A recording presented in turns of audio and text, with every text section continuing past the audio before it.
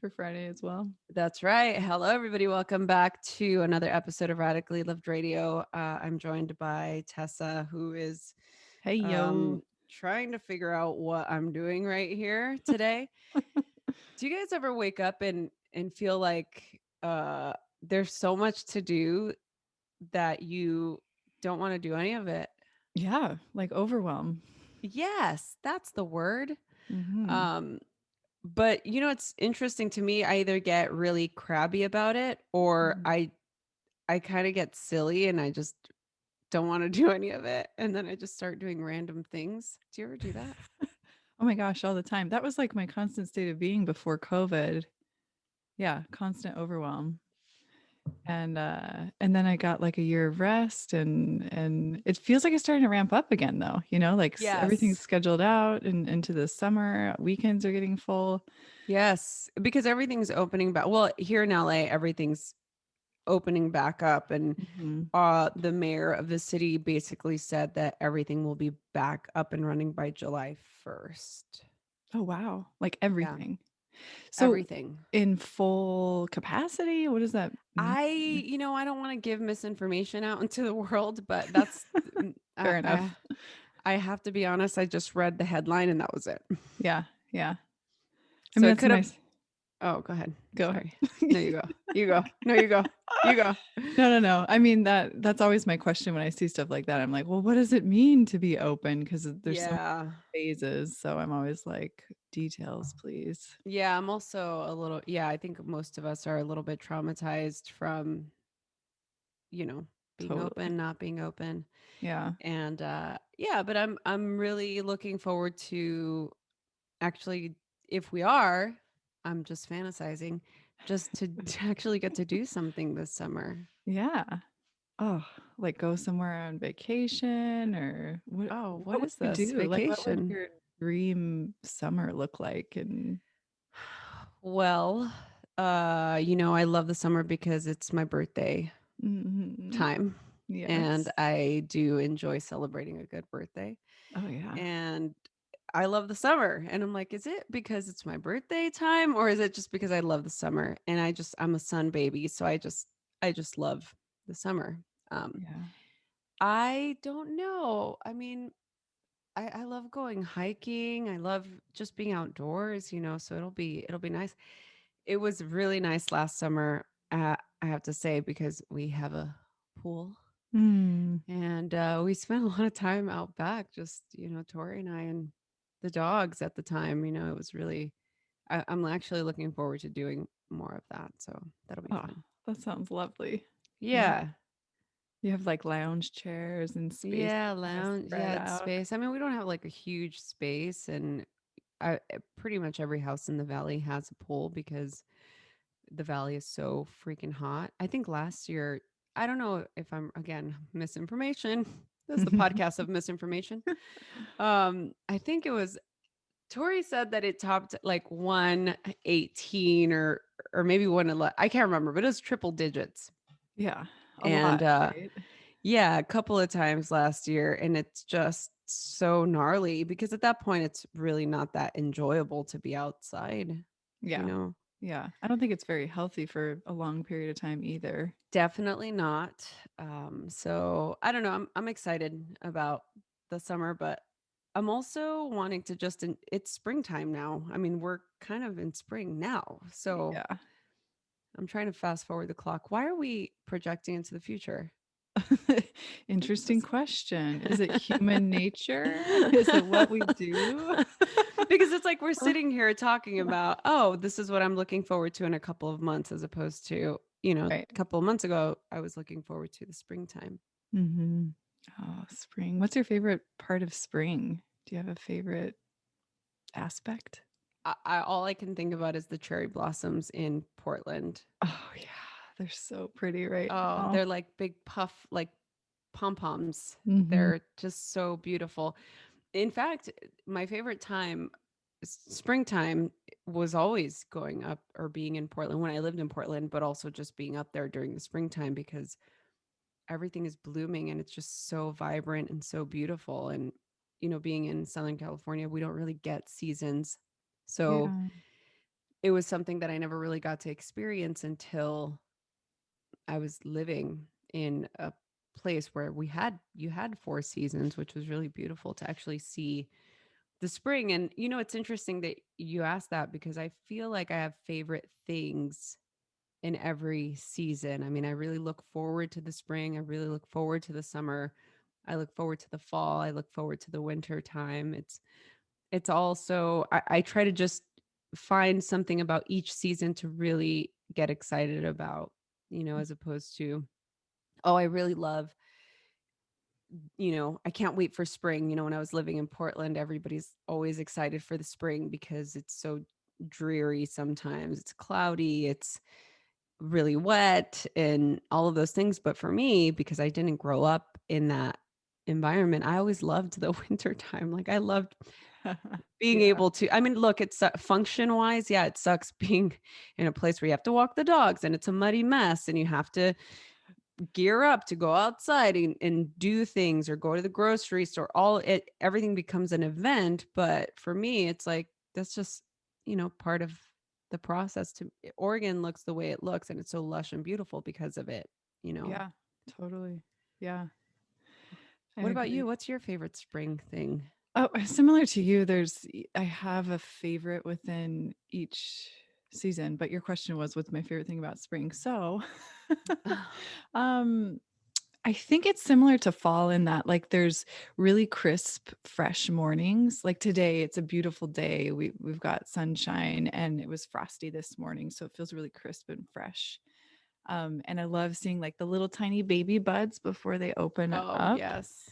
And like these just little cute baby buds. I know they're getting ready to spring open. And mm, I have this beautiful maple tree in my front yard that um, I just enjoy watching it from like the bare bones to the little buds to the full leaves. So I get to actually I can see it right now. I'm looking out my window and Wow.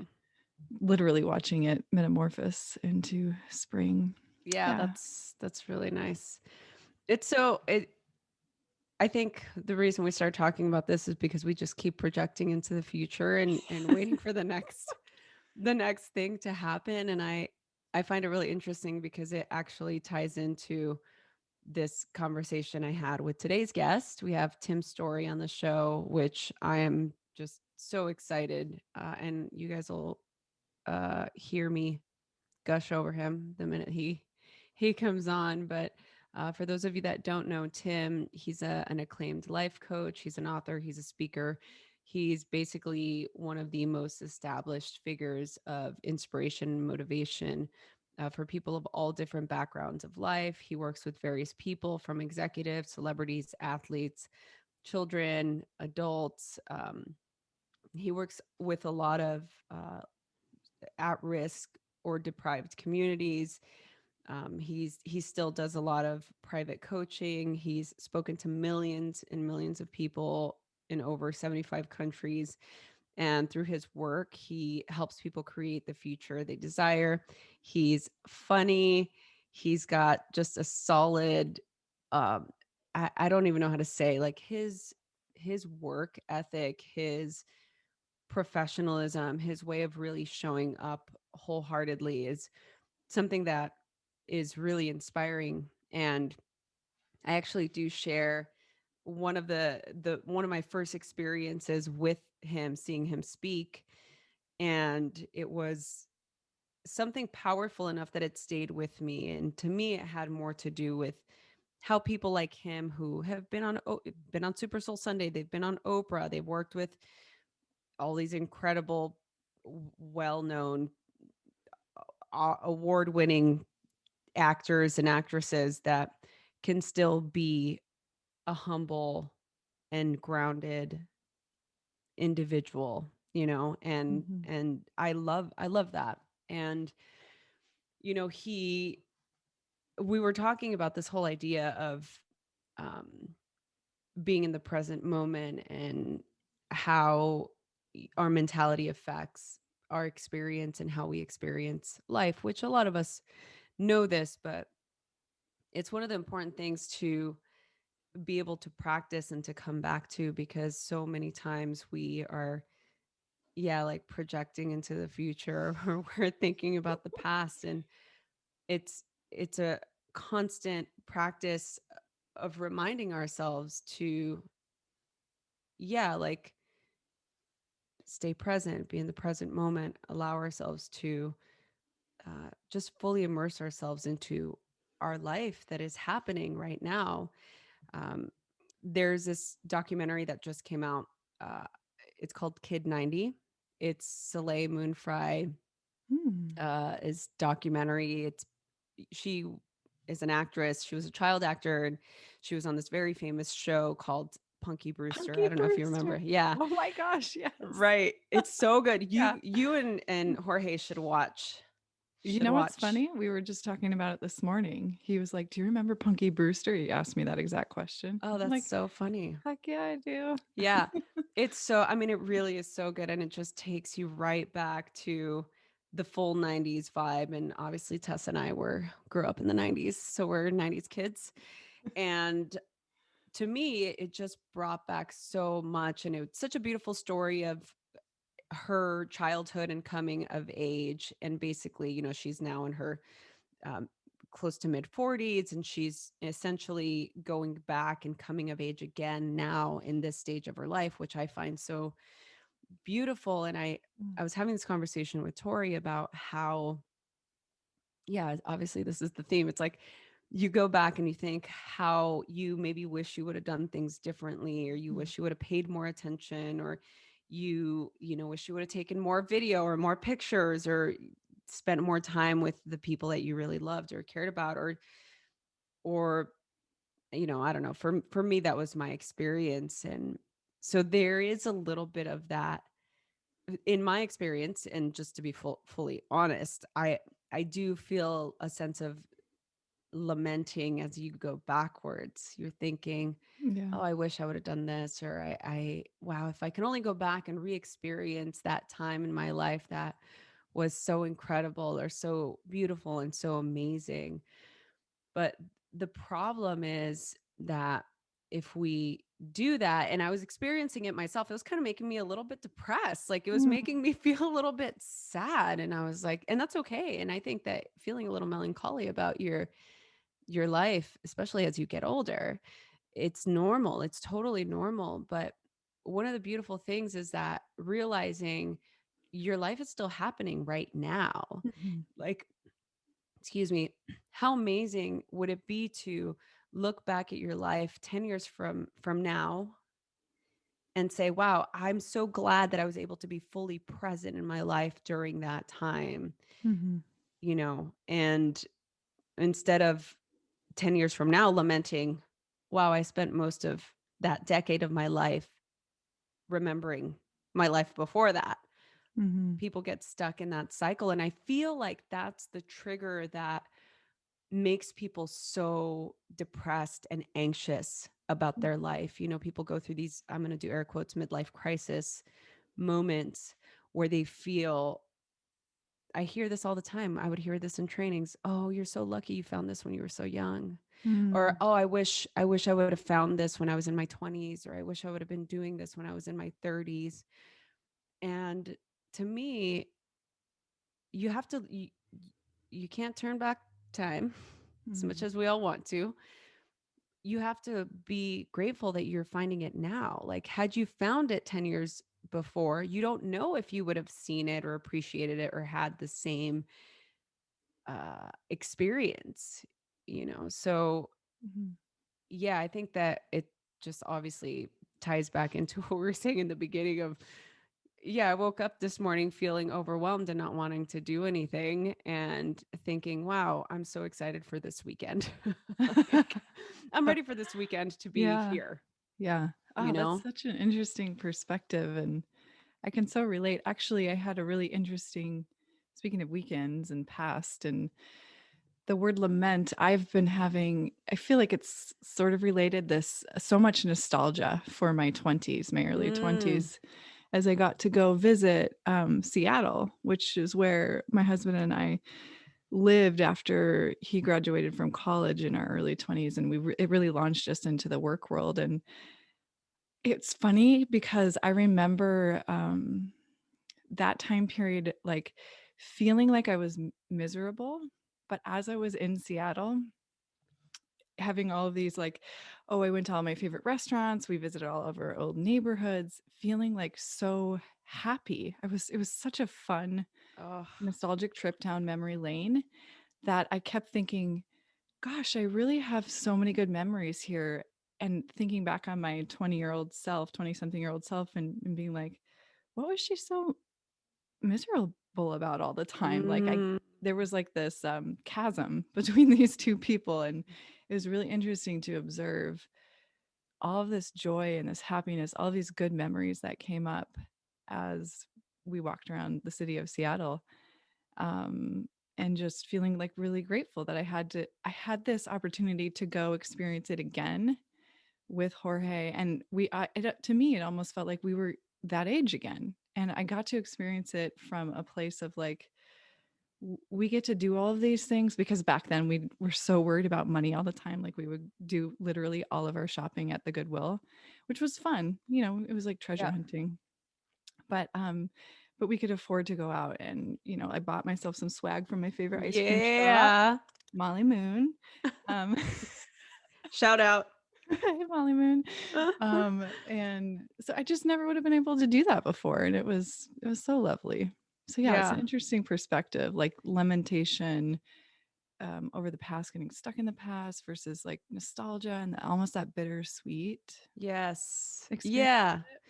Yeah. It's like how here are some tips on how to make things pleasant and nostalgic as opposed to lament and depress. Mm, Like, so I'll give my tips and then maybe you can share some of yours. sure, I love it. So I, uh, I like to, I mean, I'm in the city I grew up in, which is awesome. And also sometimes not.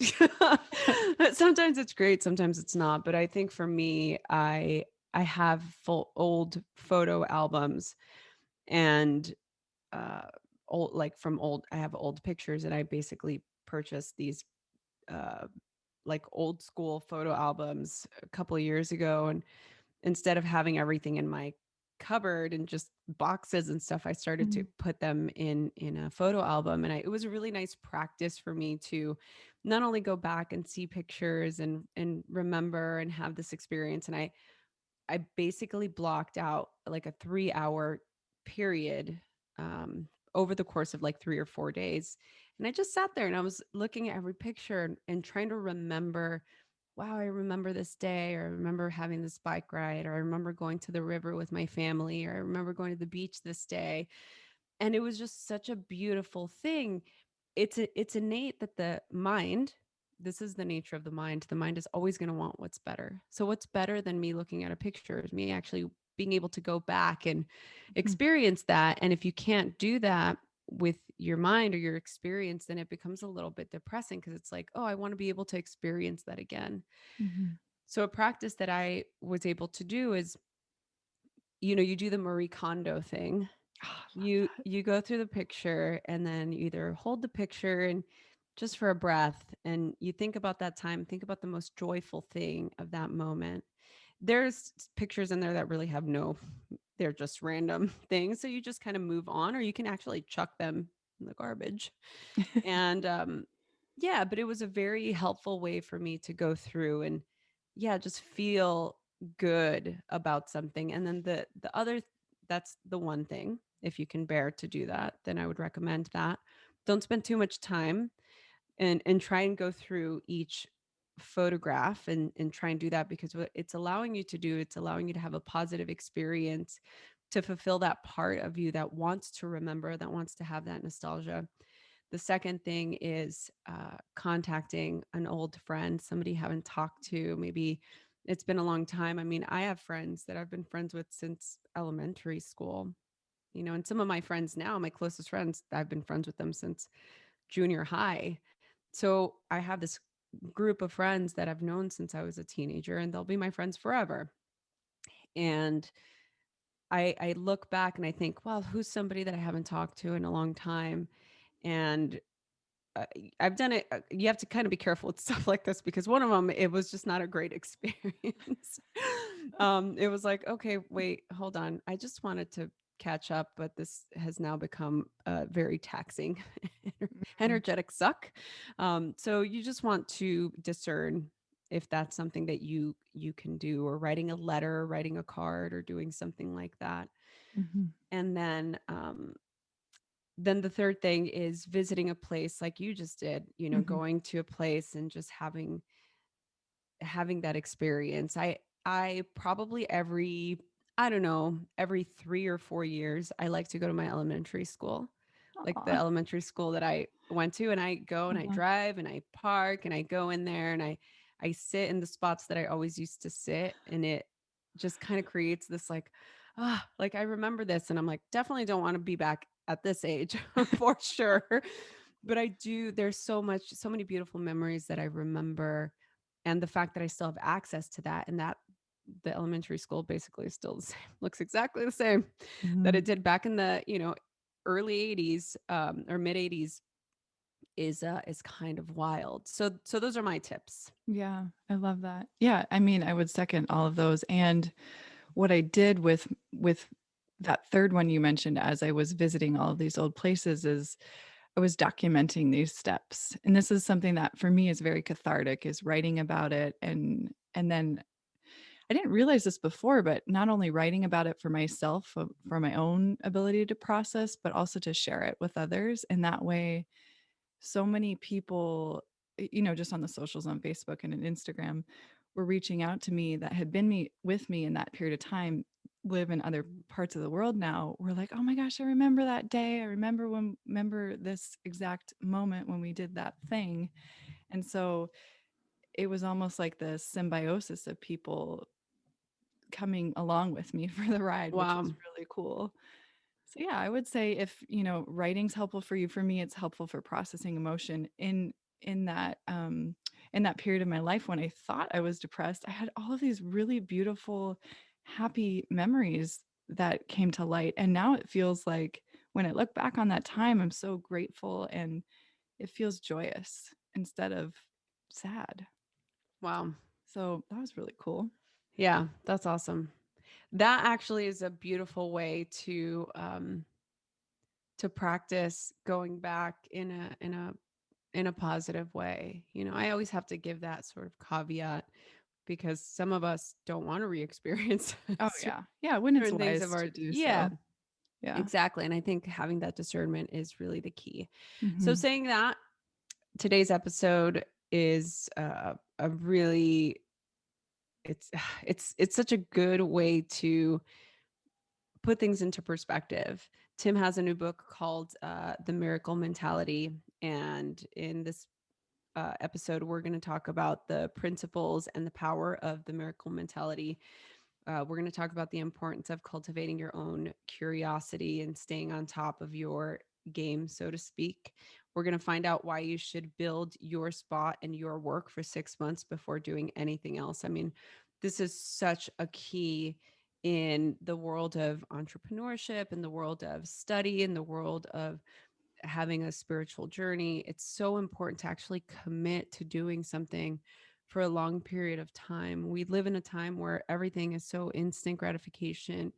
We want things done quickly. We want to see the results. And oftentimes, when that doesn't happen, because we live in such a world where we see everything as instant, you can stream a show instantly, you can post something instantly, you can communicate with people instantly. We've forgotten what it's like to have to wait for something to grow, wait for something to actually come to fruition.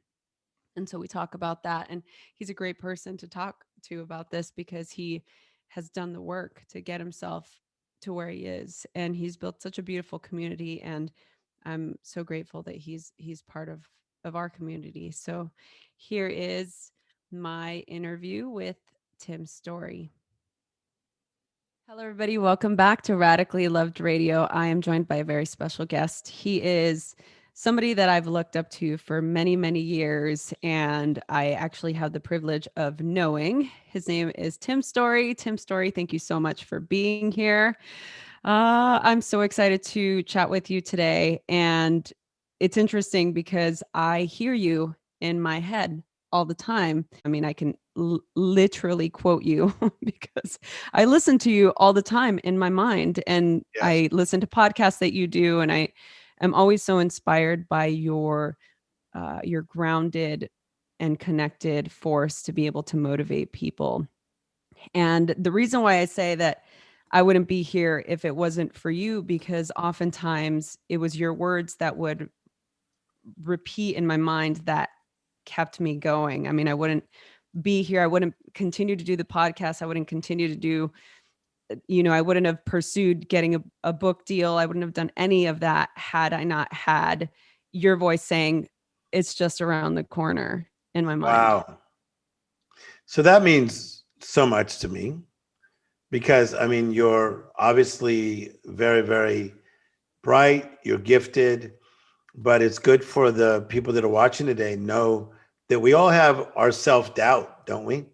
I mean, people can see us from the outside as the shining person with all this power to do, but many times we question ourselves. And that is a true message that you could be in a struggle, but just around the corner, everything can change. Yes. Yeah. And I think that so much of that, yeah, has to do with our ability to feel that confidence, which can be really hard, especially right now. Right? So that's why your new book is called The Miracle Mentality, and I'm excited to chat with you about it because I feel like now is the time. I mean, the time has been forever, but especially right now, I'm excited to have you tell us like why this how this book came to fruition and what you're most excited about. An interesting thing that I've literally been studying on the subject of miracles for over 20 years. And a miracle is something extraordinary, not common, not regular, not the status quo. And I noticed that when I'd go to inner cities to speak to kids, I would say, like, what do you want to be when you get older? This would be like 6, 7 year old kids. And they would say, like, a basketball player, or I want to be the president, or I want to be a ballerina. They never said, I want to be bankrupt 9 times. I want to be married 5 times. Like they have these big expectations based on this miracle mentality. So, a mentality, as you know, is a mindset, it's a frame of mind. And I feel like as adults, as we move on in our lives, there's so many life interruptions that hit us that if you're not careful, it'll chip away at your miracle mentality. It'll chip away and chip away and chip away. And we go from the miracle mentality to all of a sudden we're in the mundane, sometimes the messy, and sometimes the madness. So in this book, I teach you how to keep the miracle mentality and let that be a part of your life on a daily basis. Yeah, that's to be able to practice that. I mean, that's why it's a practice, right? We have to be able to do something that's going to cultivate that mindset on a daily basis because we often forget something can happen and then it throws us off our path and we succumb to the negativity whirlpool. Yes. And the reminder is to remind us who we really are. So the way I say it is that the real you will make a demand on the you that you become. So when I'm life coaching people, many times it's not my words that always are changing them. It's the example of them seeing somebody that's maybe has a vibrant life, or they have joy or peace coming out of them, and that reminds them of the person that they're supposed to be. So the miracle mentality is really something that is innate. And I see children around the world because I've been to 75 countries of the world. I see children around the world in living in poverty, but yet they have this miracle mentality, like, that I think I can. So you're right. So we have to find ways to maintain that mentality, keep it healthy, but also grow it, which you can. Yeah. At what point during that process do you think we lose that from being a child to, let's say, being middle aged? man or woman? Like, what happens from I can do anything, I want to be that basketball player, I want to be the president, to yeah, now I'm in debt, I don't know what I'm going to do, I'm single, I'm depressed, you know? It happens way too early. So you got to remember, this is like a lot of research and a lot of great thought leaders and therapists helping me even um, help me with my ideas. But if anybody has children that's watching, they like to play, play. They like to play. So they'll say, they'll get up in the morning. I want to play. Okay, but first you got to eat. But then can I play? But yeah, but first you got to eat. But then I can play. But then you got to get ready for school. But then can I play? And then when they go to school, they want to play. It's called recess. So I did a lot of research on this idea of playing, and that these studies that I've done, they talk about how adults, we lose that playful side of our lives. So powerful. And in the playground, what kids find is many things, but one is they can let go of their imagination. Okay. They can get creative. One of the top toys that kids like is building blocks. They want to build and tear down and build and tear down. Legos, put together, pull away. Same with us. And I think that what happens to us, even around the age of around 11 or 12, we start getting a lot of homework. So all of a sudden, that homework begins to kind of, get in the middle of our playtime. And then it's more homework. And plus, you got to go to ballet class, and you should join soccer, and you should go to, religious services. And so it's like, what happened to the playtime? And that starts at like 11 and 12 already. So now you become a human doing rather than a human being. Yeah, oh, it makes me so sad. It makes me so sad because I remember the freedom of being a child, of being able to do all of those things and not have a worry in the world. And it's such a it's such an interesting thing to think about when you're young and people say, "Oh, just wait until you're older." When you're young, all you want to do is be an adult, and then when you're an adult, all you want to do is go back to being a Yes. child, So right? there's obviously a balance, because there's different areas of your life. There's like your physical, your mental, your mindset, then your spiritual life. There's your job, your finances, your family, and your social life.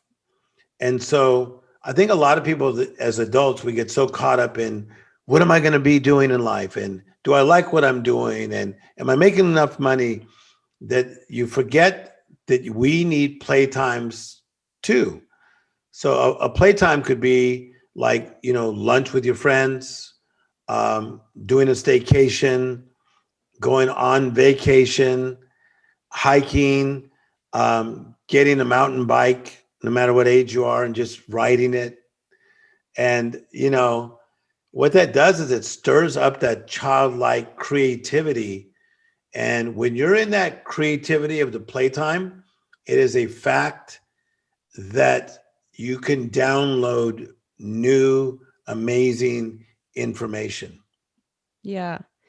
Can you can you talk about the importance of being curious or staying curious, especially when we're on that path, we're trying to discover who we are, we're having that I keep wanting to call it a midlife crisis, but for some reason it irks me a little bit. But when we're in that inquiry state, what is the importance of staying curious? So the one of the reasons for the lack of curiosity is because when you are being challenged in life, like a lot of you watching, you feel a lot of pressure. And it's almost like when something goes right, then something goes wrong, right? Hmm. So you could have like your relationship's going good, but then my dog is ill, or then my mother's acting up, or then we got COVID-19 and we're all quarantined. So when you are feeling pressured in life, you go singular, singular, singular. It's like you go inward. I feel sick. I don't feel like myself. I'm now quarantined. I got a mask on. And so when you're feeling great and you're playing, you go plural. Watch how powerful this is. And so the curiosity is not in the singular of all the negative things. It's in the plural. It's in the expansion. It's in the discovery. So I say it this way, we all go through recovery and discovery at the same time. So as I talk to you today, feeling really phenomenal about a lot of things in my life, at the same time, we're in COVID-19, and a guy like me who's a humanitarian, I'm dealing with a lot of people that are going through difficulties. And so if I'm not careful, I will go singular myself and I'll stop being creative. So I have to be intentional about my playtime. Oh, that's so good. That was going to be one of my questions. I was so curious with somebody like you that helps so many people. How do you keep that container? How are you able to regroup and go back to that recharged state when you're giving so much all the time? Okay, so I'll tell you. So one of the ways I do, we'll stick with the playtime idea. I'm really into music. So, my mother's Spanish and my father's Black. So culturally, we have some connection. So my cousin Esther from my Spanish side is the one that turned me on to Motown music back when I was like 8. So I'd go to her house, her father's Mexican, her mother's Spanish. I'd go to her house and she'd be playing Motown records, but it was the vinyl. So you could hear like, now she turned me on to Stevie Wonder, who ended up becoming my good friend, and I life coached Stevie Wonder. She turned me on to Smokey Robinson, who became my great friend, and I life coached Smokey Robinson. But could you imagine that way back then, they were just people that I listened to their music. So even this morning, knowing that I had a very busy day, I was listening to Stevie Wonder early. And what happens? It takes me to little Timmy from Compton. Come on now. So just like we have negative triggers of like, oh my God, that reminds me of something bad, or oh, that song reminds me of a breakup. Man, I trigger myself through music every day. Every day I trigger myself through music. Oh, I love that. That's the best advice. My dad he used to be a like mariachi singer. I mean, that's part of he was a vocalist. He's a singer, and then he got really into karaoke. And it's so funny because over the last couple of months, I was always against. I didn't like being on stage. I don't like being on camera. Sorry, guys. I don't enjoy it. It's not my favorite thing to do. I rather speak into a microphone behind a curtain. But there was, we got a gift over Christmas, karaoke microphones, and something happened the minute that we started to put some songs on and you're singing, and it just is so fun. And I always say, because people are like, oh, are you a really good singer? And I'm like, no, I just commit to however it's going to come out. I just fully commit. And it's not about being good. It's just about expressing yourself and having that excitement, that moment. And it's so much fun to just be able to let yourself go. And I love that you're saying that, because I'm thinking of, the little Rosie that grew up in East LA, going into that space and singing Spanish songs and, singing old school 90s hip hop. And it's just, there's something that it really creates that level of joy. Like, I'll tell you a secret about Oprah Winfrey. She throws super good parties, and I get to go to them. And she likes music. And so Oprah throws dance parties. And so she'll have a party, and then she'll bring in like famous people to sing. And like Oprah likes dancing. Oprah's funny. She's creative. She wants to ask me about what's trending and what I think about it. And imagine that she is Oprah running like the Oprah empire and being, you know, that she is the most recognized name in the world, the most recognized, even over the Pope. People know there's a Pope, but they don't maybe know his name. But she's the most recognized name on the planet. But yet she likes to dance, be silly, have fun, tell jokes, and that helps her be plural and stay in the creative, which is what my book is about. And that is the miracle mentality. So you can maintain the magic.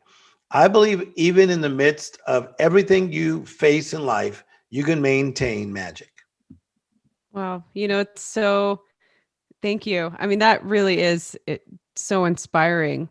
One of the first things that when I first, when we first met, we met at a Lewis House event, I think it was like 3 or 4 years ago. I can't remember. Maybe it was 4 years ago, actually.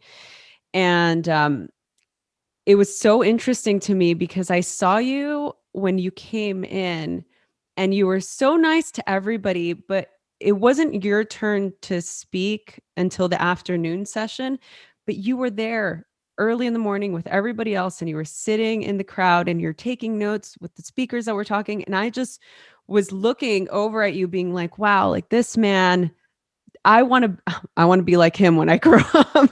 I want to be curious, I want to be inquisitive, I want to be present, I want to be involved. And it made me think, here is this person who has accumulated an incredible amount of success, has written books, has toured the world, has worked with some of the most incredibly notable famous people, and here he is sitting in Hollywood taking notes with the speaker who's on stage, who's a really inspiring speaker, but you know, this is Tim Storey, like, and he's sitting here taking notes.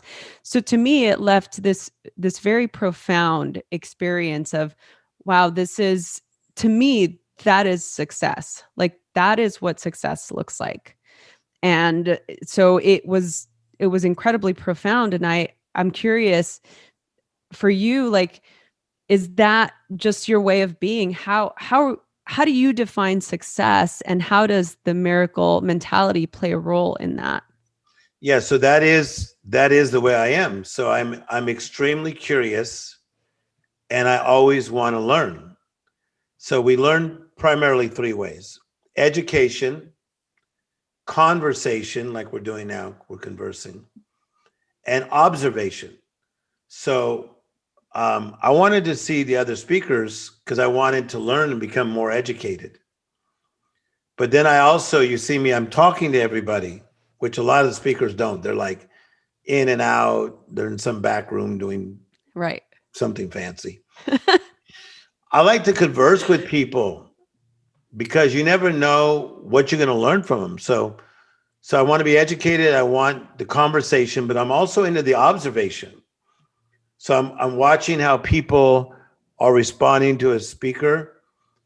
And as a speaker, I'm gauging the room. I could see if the room is warm or cold.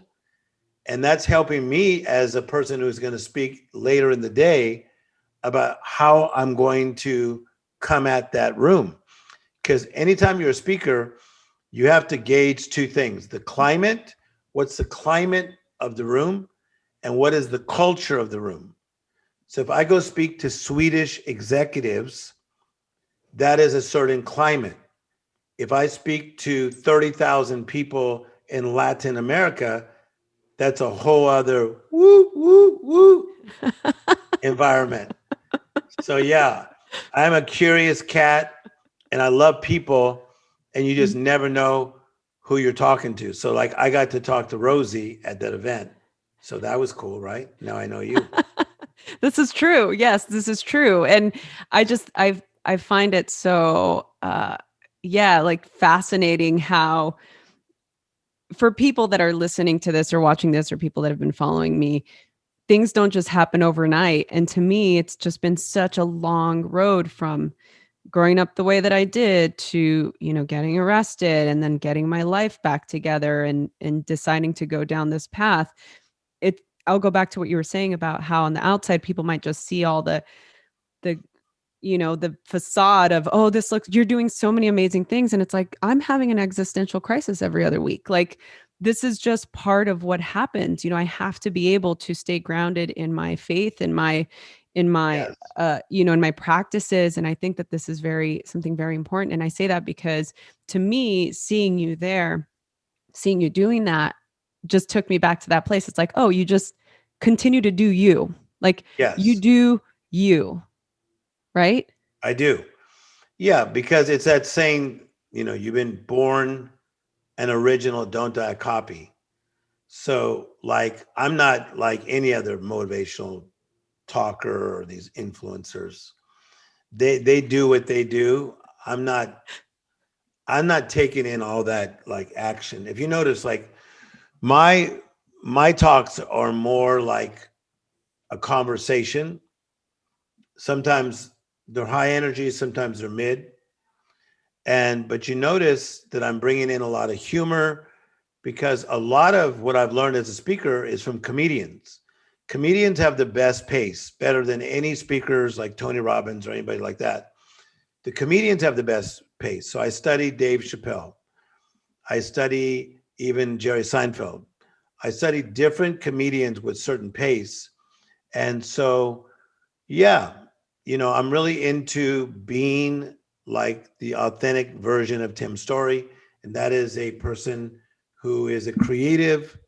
Um, I'm curious and I love people. I love people. Yeah. Why do you think people are so afraid to be themselves?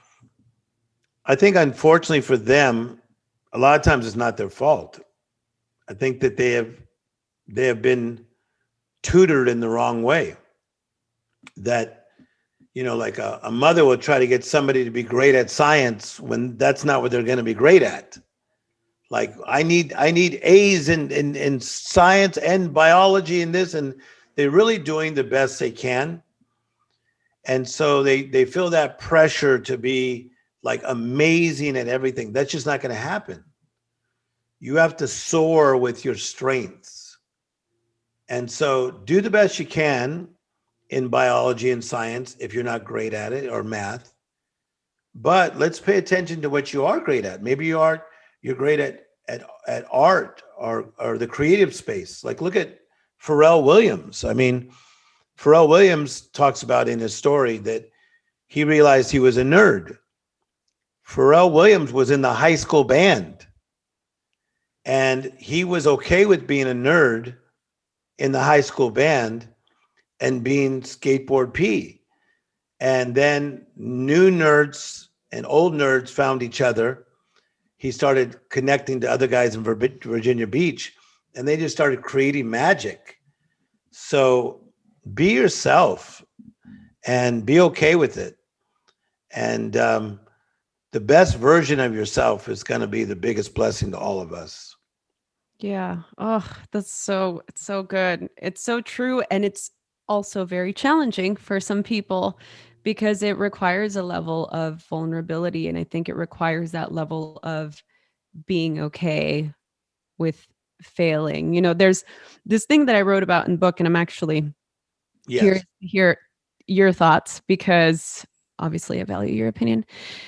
But there was a moment in time where, during I was, on probation and I was kind of like trying to get my life together. And one of my friends, I was taking some classes at Pasadena City College, and I saw one of my friends from high school there, and he was like, "Oh, something's different about you." He goes, "Oh, I know what it is. You hit rock bottom, and now you're on the hero's journey," or something to that effect. And I was a little bit taken aback by the rock bottom comment. I was like, "Did you just insult me or give me a compliment?" I couldn't figure it out. Yeah. And what I responded to him was, "You can't ever hit rock bottom if you started from the bottom." Yeah. So it's that positive statement of it's only going to get better. Like there's no way it could ever get any worse. So Yes. what are your thoughts on that? Well, I think number one, look how far you've come and look at the lessons you've learned, even from the setbacks in your life. and you did not sit in your setback, settle in your setback, or cement yourself. So now you have risen up and you're helping tens of thousands of people, and you will help millions of people. You're going to write a best-selling book. To get a publisher at that level is a big deal, because just know those kind of publishing houses are not just giving away book deals. So that's a big deal that you got that.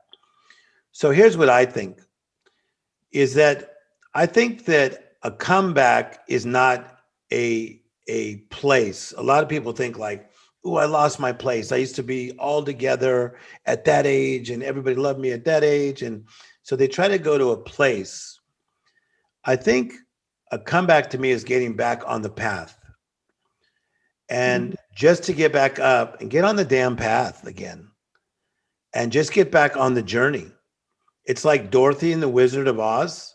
She wanted to go back to Kansas, and they said, follow the yellow brick road. And she would go off the path and off the path. And they kept just saying, get back on the path. So again, a comeback is not a place, it's a path. That will take pressure off you. Yeah. Oh, that's the best for you in your life, in your career. I mean, like I said, you've to the outside world, you've achieved that success. Anybody that's wanting to do what Tim Storey does and wants to be a motivational speaker and a best-selling author and, you know, a successful entrepreneur, what are the biggest lessons that you've learned about acquiring that much success? I think to me, it's literally about this. It's like, so you wanna do well, and you wanna like soar. So it was like soar like an eagle. But I've learned you gotta sit and learn and get educated. And then you gotta stand in what you learn. And then you gotta walk out the principles every day. And that's where I cannot be beat. I am like phenomenal at walking out the principles. So like if somebody wants to meet me for breakfast and they say, I'll meet you at 8 a.m., I am across the street waiting 30 minutes early. I'm known for Mr. Early for everything, because that's just a discipline. I sit, I stand, I walk it out. And then what happens once you start walking it out is that you start to gain your confidence and you start running. Running is a position of passion. And so that's what started happening in my life in my 30s. I mean, I was speaking to 30,000, 40,000 people at conventions in my 30s and making millions of dollars in my late 20s. So that was not on purpose. I promise you. I was sitting, standing, walking, running, and then life went, you know what? That was cool, but let's lift you up. And I began to soar. And so, yeah, that's how you do it. that's very basic, easy steps to follow. Just do what you're going to say what you're going to do, and just continue to show up. Yeah. But be consistent. Be consistent. People want to sit and learn for just a second and then they get distracted. Okay, I'm ready. Oh my God, I'm ready. And just so you know, I know a lot of those types because I work in Beverly Hills. So, but you got to sit and you got to stand, but you got to walk. You got to walk it out. You got to walk. You know, I was fortunate because my gifting was needed at an early age. So I was like life coaching famous people's kids in my 20s in Beverly Hills. You know, I hailed from Compton and then ended up living in Beverly Hills and a house that had 7 bathrooms and an elevator across the street from a very famous person that you would know. So, but you know what? I don't trip off all the power and stuff that I get to do and the companies I run. I'm more like into the moment. Like right now, I'm talking to you, right? We're talking right now. Yeah, because I'm just like sitting, standing, walking, running, and soaring to different spots that need me. Yeah. I want to be like Tim when I grow up. Okay. So saying thank you for that. One of the things that you just said now, and continues to remind me, because I think about it every time I want to quit or I want to give up or I want to delete everything. My big thing is with social media, like every other day, how do I delete all this stuff? Like it's such a Yeah. big distraction. To me, it's a big distraction. It's like you can't take it with you. Why is it so important? Does it even matter? And I always get to this point where, for me, and maybe the people listening or watching this can relate, but when you put so much effort and work into something and then it's not happening as quickly as you want it to, can you speak to the patience that it takes to actually get there, and what can we do in those moments where we feel like giving up? Okay, I think this will be the best thing that I've said on this podcast. Are you ready? All right, so we got to stop this. We want everything quick. Why? Most of that is two things. It's our insecurity and our ego. The insecurity of somebody else did it. Like, oh my God, I've been a bridesmaid 9 times. It's my time now, and like, so you're like, dating the wrong humans. That's so good. Okay, so anyway, so quit wanting everything so quick. Stop it already. So sometimes that's your insecurity. The other side is your ego, which I see more in the men. Like when I speak at all these big conferences, it's those little men that come up to me and like, Tim Storey, what is it going to take? Give me 3 steps to get to where, I know I'm going to be, to driving a Lamborghini, which I don't have on purpose. So here's how I feel. Watch how cool this is. What was your first job you had as a youngster? Did you work at a restaurant? Were you a hostess? What did you do? I was a receptionist at a hair salon in the mall. Okay, so watch this. So if you were a receptionist in the mall, if I was life coaching, okay, little Rosie, I would say, Rosie, quit looking over there, and over there. Build your spot. Watch how powerful this is. Be the best worker in your job for like 6 months before you even think about anything else. Cultivate it, grow it, build your spot. Watch.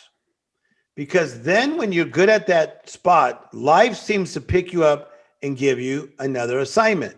What was your next job? Well, I got recruited to be a manager at a hair salon in Beverly Hills, actually. Okay, watch this. Almost done with this. See how she's moving up? Rosie was moving on, moving up, meeting fancy people. Okay. Okay, watch. Because you built your spot. So then if I was coaching you, I'd say, Rosie, don't even look over there. Don't look over here. Don't even go with that person who's trying to recruit you. Build your spot for 6 months. Because here's how it works. You build your spot and life will put the spotlight on your spot. This is so powerful. See, I never tried to become Tim Storey, life coach to the stars. Okay. The man who's helped everybody. Okay. Please. I am the best at turning people's setbacks to comebacks. Not number 2. I'm the best. I am so good at taking somebody's knot out of their life. That's why they bring me the best people. They fly them in from other countries. They'll spend 2-3 days with me and they're in knots, like powerful humans. And I just start working on them. So tie the knot. Little did I know, by becoming great at untying people's knots, that it would make me Tim Storey, life coach to the stars. No, I was building my spot, learning everything I could about how to get through difficult times, how to turn your setbacks into comebacks. Build your spot and life will put the spotlight on your spot. Wow. I think that you were subconsciously, or not even subconsciously, energetically coaching me, because that's exactly what I was doing. I mean, that's true. You're so right. No, Rosie, I have a gift. So I'm a little, I was pretty much tapping into you. Thank you very much. We could talk outside of this podcast. Okay? Oh my goodness. Okay. Tim, as I said, I want to just talk to you for hours and hours and hours. And I'm just so honored and privileged to have you on the show and just to know you and to be familiar with your work. I mean, it really truly is a gift. We're And friends, Rosie. We're friends. I'm so grateful. And that being said, I want to be respectful of your time. And I know that I have one more final question that I ask all of our guests. But before I do that, everybody listening, it is The Miracle Mentality. It's Tim's latest book. Please pick it up. You can see if you're watching the video. We'll put a link to it on the info button of this particular podcast, wherever you're listening to this, or if you're watching this on YouTube, the link will be there. Get this book, get all of his books, get familiar with his work. He's obviously, you've heard how incredible he is. Is there anything else that you want to let the audience know before I ask you the final question? I just want them to know that you are great at what you do. Your essence, the fact that you care, your backstory, and I'm excited about where your journey is leading you. It's gonna lead you to amazing places. That's what I think. Tim. From your mouth to God's ears. Okay, thank you very much. Final question is about this, about Radically Loved. I created this podcast and this place because I wanted people to go to get inspired, to just feel like they're not alone. And the whole idea is that we are radically loved by God or whatever higher power of your understanding, that the universe works for us and not against us. So the final question to you is, how do you feel radically loved? Well, number one, if I could just say this, you have to be open to be radically loved. I think that you have to open yourself, because I think love's trying to come in, and you have to open yourself to be radically loved. So I feel radically loved by God. And I think that God's opinion of you makes man's opinion irrelevant. So I'm not really tripping on what man is thinking about me for real. And I think that's one reason I just keep going higher. Because truly, God's opinion of you makes man's opinion irrelevant. So if God loves me just the way I am, but he loves me too much to leave me the same. So we're all a work in progress.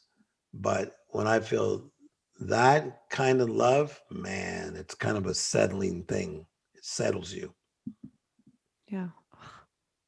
Thank you, Tim. You're the best. I appreciate you so much. Thank you so much for all the work that you do, for helping as many people as you have. It's a ripple effect and the entire world feels it. And everybody here at the podcast and the Radically Loved community are just so incredibly grateful for you and your work. So thank you so much for being here. Thank you.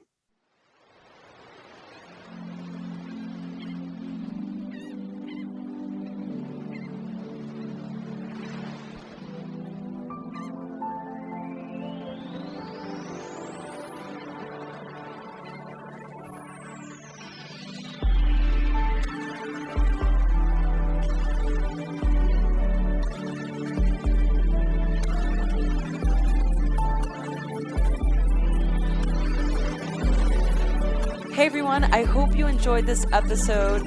I am so excited to continue to do this. Please share this with your friends. Email us, message us on Instagram at Rosie Acosta or on Twitter at Rosie Acosta. Subscribe on iTunes, write a review. We love doing this, so please help us continue to keep this podcast going. Thanks for listening.